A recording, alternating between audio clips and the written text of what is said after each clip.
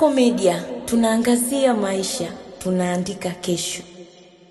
Jeshi la polisi mkoa wa Morogoro linamtafuta dereva wa basi la IBC aitwaye Musa Omar Mbaga mwenye umri wa miaka 34, mkazi wa Dar es Salaam baada ya kutokea ajali iliyosababisha vifo. Ajali hiyo imetokea Novemba 23, 2025 usiku eneo la kijiji cha Ng'apa tarafa Mikumi wilaya ya Kipolisi Ruhembe katika barabara kuu ya kutoka Iringa kwenda Morogoro. Gari namba T206 ENQ Yuto, basi la kampuni ya ABC likitokea mkoa wa Iringa kuelekea Dar es Salaam likiwa na abiria 56 likiendeshwa na dereva Musa Omar Mbaga, lilipoteza uelekeo wakati akiwa anayapita magari mengine manne kwenye kona kali kisha kupinduka na kusababisha vifo vya watu watatu. Dereva alisababisha ajali hiyo amekimbia baada ya ajali hiyo kutokea. Ajali hiyo imetokea wakati dereva wa basi akijaribu kuyapita magari yaliyokuwa mbele yake katika uelekeo mmoja. Aligonga ubavuni gari namba T395 EHZ, T280 EHZ 4 mali ya kampuni ya Kelvin International CO Limited ikitokea Tanga kuelekea Songea, ikiendeshwa na dereva Frank Innocent Komba mwenye umri wa miaka 43, mkazi wa Songea, na kusababisha vifo vya abiria watatu ambao wametambuliwa kuwa ni Hawa Abdullahi Muhammad mwenye umri wa miaka 28,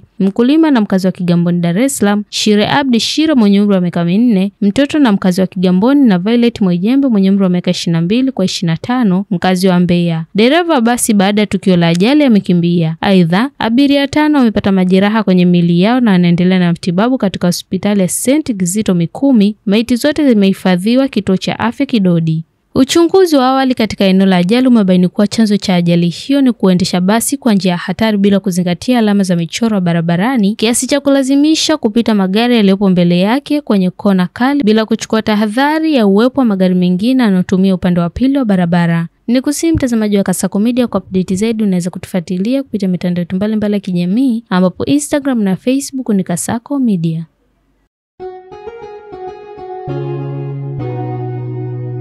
Kasako Media, tunaangazia maisha, tunaandika kesho.